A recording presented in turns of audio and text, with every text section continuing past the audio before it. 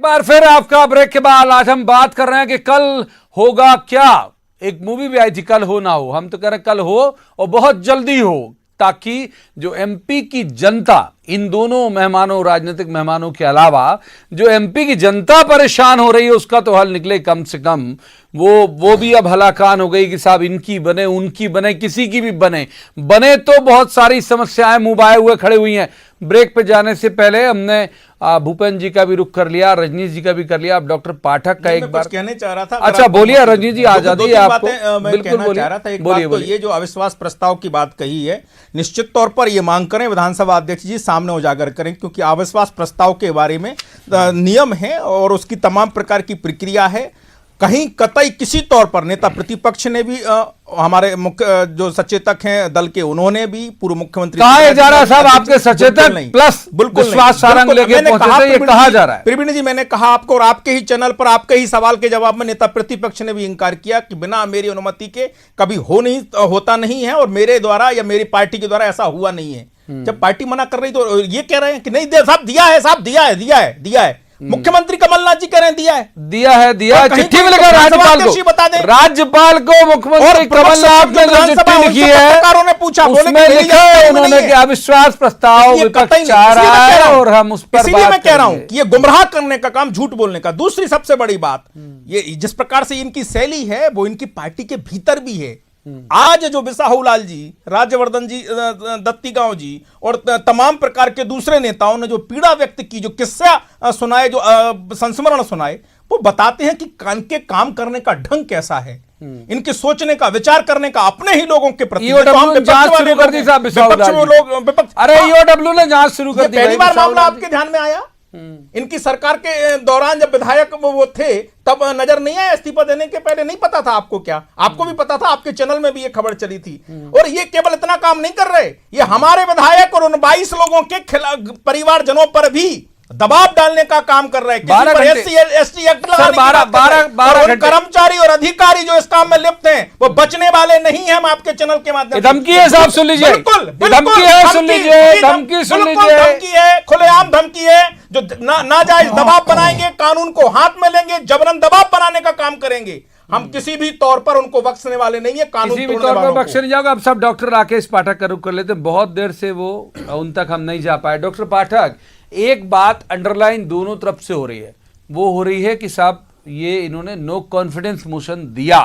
कमलनाथ जी ने राज्यपाल को जो चिट्ठी लिखी उसमें मेंशन किया कि साहब हम ये इनकी तरफ से ये मिला है और उस पर हम कराएंगे जरूर से, और ये कह रहे हैं नहीं दिया। उसकी वजह यही है कि फ्लोर टेस्ट में तो एक कुछ घंटे कुछ मिनट में ही सरकार का इधर या उधर हो जाता है कि रुकी के गई और तत्काल पटाक्षेप। नो कॉन्फिडेंस मोशन में सत्र 2-2, 3-3 दिन चल जाते हैं और फिर दोनों तरफ से बयानबाजियां और पब्लिसिटी हो जाती है। वो शहीद के तौर पर सरकार खुद को प्रस्तुत कर पाएगी शायद, क्या यही वजह आपको लगती है? निश्चित तौर पर प्रवीण जी, पहले आपके सवाल का जवाब दे दूं, फिर थोड़ा सा पीछे जाऊंगा।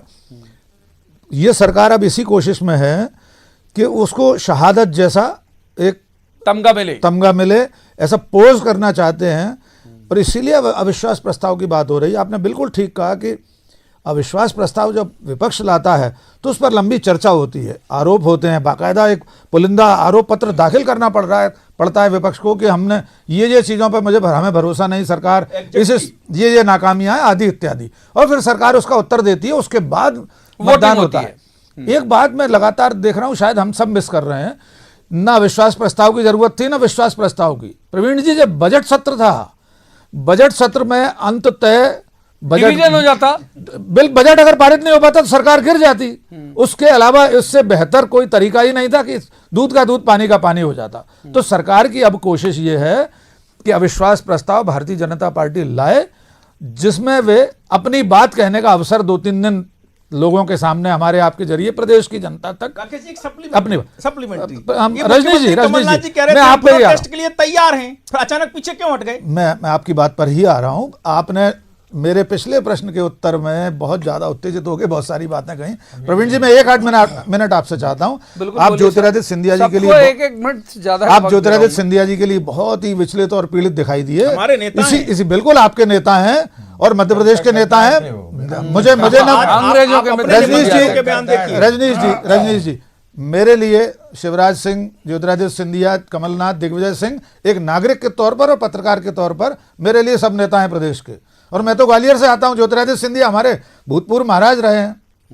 मेरा प्रश्न निवेदन आपसे ये था कि आपको लगा कि सिंधिया पर हमने कोई बात नहीं की। इसी स्टूडियो में इन्हीं प्रवीण दुबे जी के साथ पिछले कई अवसरों पर, जब से उन्होंने इस्तीफा दिया है कांग्रेस से, मैं सीधे सीधे सवाल कर चुका हूं। आज फिर आपके सामने भूपेंद्र गुप्ता जी से करता हूं कि उनको संभालने सहेजने की कोशिश क्यों नहीं की गई। इसके साथ साथ मैं ये भी ऐड ऑन करता हूं कि वे ज्योतिरादित्य सिंधिया आज सम्मान अपमान की बात कर रहे हैं। जब वे अपने पिता की मृत्यु के बाद कांग्रेस में प्रवेश कर रहे थे तो 4 पूर्व मुख्यमंत्री उस सोफे के पीछे खड़े थे। कांग्रेस की राष्ट्रीय अध्यक्ष सोनिया गांधी सोफे बगल में बैठी थी। भारतीय जनता पार्टी में प्रवेश कैसे हुआ आप जानते हैं। मैं वो फहरिस्त नहीं गिनाऊंगा जो कांग्रेस पार्टी ने उन्हें दी। मैं ये गिनाऊंगा कि 4 मार्च को अपने कांग्रेस छोड़ने से 6 दिन पहले वे ट्वीट करके किसानों की ऋण माफी का प्रमाण पत्र अपने ट्विटर पर डाल रहे थे। ठीक है सर। संक्षेप में अंतिम बात, पत्र की बात कही, खतों किताबत की बात अनुराग ने कही। आज आप भी शायराना मूड में हैं प्रवीण जी। एक शेर और अर्ज कर दूं, भूपेंद्र जी ने भी चिट्ठियों की बात कही। चिट्ठियां इतनी तेजी से एक दूसरे को लिखी जा रही हैं, अब स्पीकर साहब भी आ गए। अभी तक तो मुख्यमंत्री और गवर्नर के बीच चल रही थी। चाचा गालिब को ही याद करना पड़ेगा, कासिद के आते आते खत एक और लिख रखूं, मैं जानता हूं जो वो लिखेंगे जवाब में। दोनों तरफ से इस तरह चिट्ठियां लिखी जा रही हैं कि सबको पता है कि गवर्नर साहब अब मुख्यमंत्री को क्या लिखेंगे और मुख्यमंत्री का क्या जवाब होगा। ठीक है, भूपेंद्र गुप्ता साहब का रुख कर लेते हैं और इस छेपक के साथ कर लेता हूं। अमूमन मैं थोड़ा हल्के शब्दों के प्रयोग से बचता हूं, लेकिन एक बार अभी परसों या कल ही हमारे साथ इसी प्रोग्राम में थे, तब बकरा बड़ा एक कॉमन फैक्टर निकल के आया, इसलिए बकरे की भाषा में कर लेता हूं। भूपेंद्र जी, आपको लग रहा है कि ये झटके के बजाय हलाल की तरफ फोकस कर रही है बीजेपी सरकार गिराने के लिए? देखिए, इनका प्रयास तो था झटके का, हाँ, लेकिन